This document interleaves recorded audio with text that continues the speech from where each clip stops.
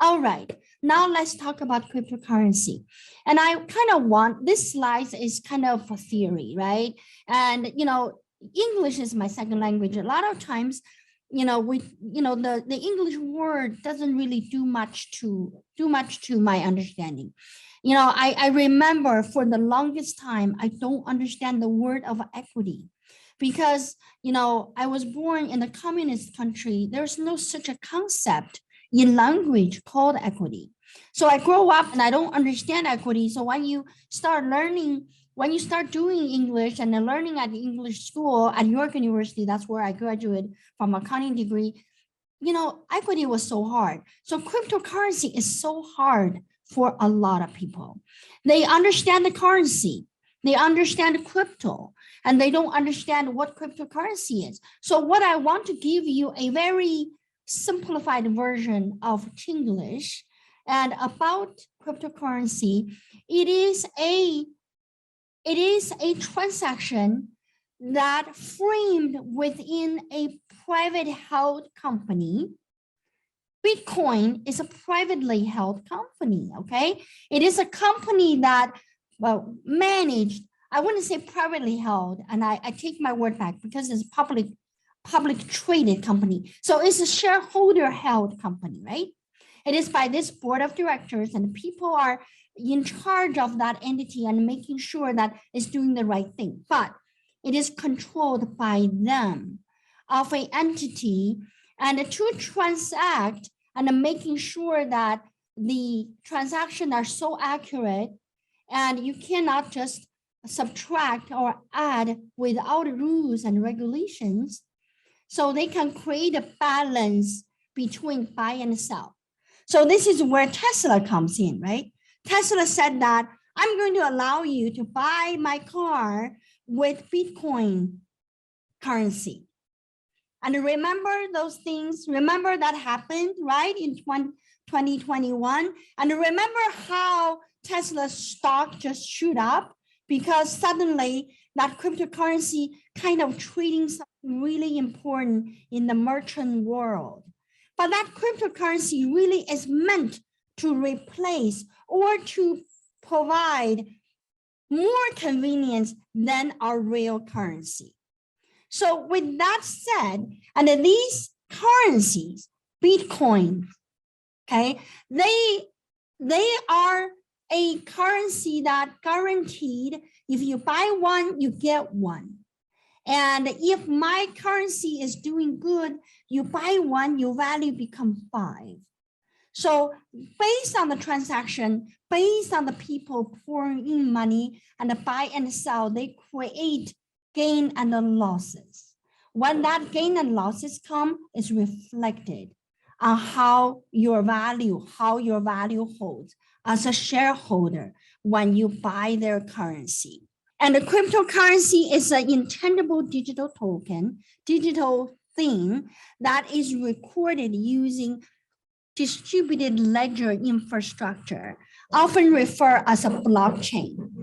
Okay, distributed ledger technology, and I put the definition here because it helps us, refers to the technology infrastructure and the protocol that allow simultaneous access, validation, and record updating in an unchangeable manner across the network. So that means that nobody can create anything. In our real currency world, and the Federal Reserve is really the one sort of like a cryptocurrency's board of director. And the Federal Reserve can print currency, right? So we have inflation. Now our inflation is so bad.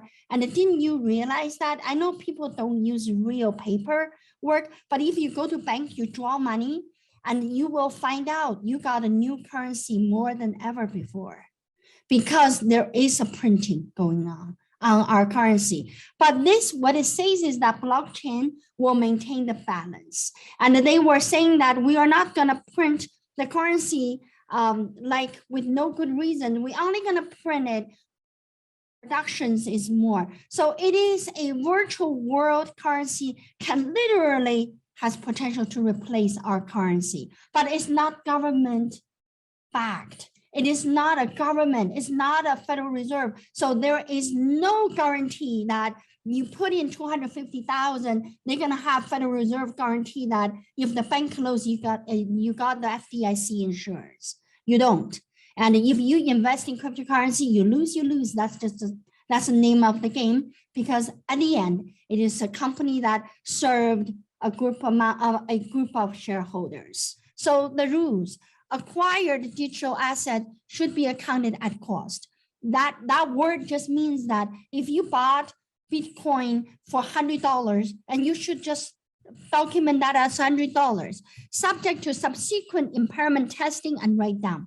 And your $10 Bitcoin and you bought is your investment. But let's say if the $10 become $1, and then is subject to the impairment testing and write down, means that you can write down your dollars from 10 to 1 because you lost 9.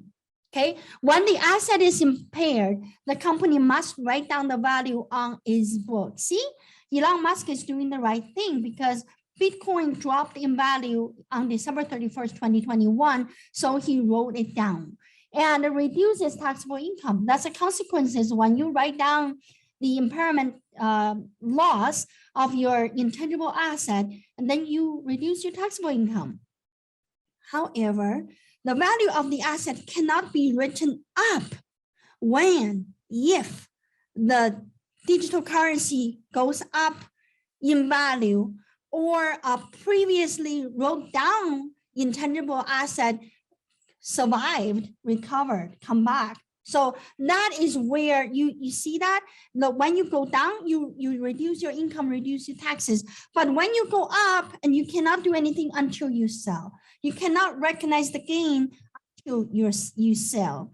So this would be the same slides, and I'm just reiterate, that's the cost method for cryptocurrency that we were talking about. Okay, investing in cryptocurrency. There's 2 ways to invest. You can't think of a third way. There's 2 ways to invest. Number 1, you invest in cryptocurrency as part of your intangible asset for your company. Okay, so you move money from your company account to your cryptocurrency purchase. That's one way. The other way is you buy it on your personal name. Am I right? You probably just have these 2 kind of books that you're doing. And you may say that, oh, I'm fiduciary, I have other people's money with me, and I want to do that. Then that's your business again, right? Because you're conducting yourself as a business, investing business, and that's why you're doing that.